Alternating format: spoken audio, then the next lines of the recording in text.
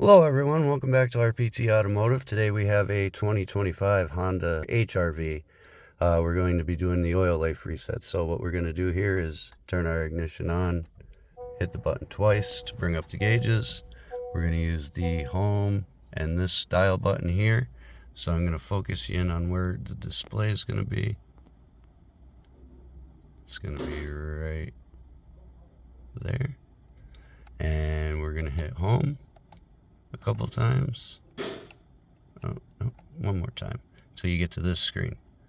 Now you're going to use the roller dial and scroll down till you see maintenance. Once you find maintenance, you're going to push in on the button.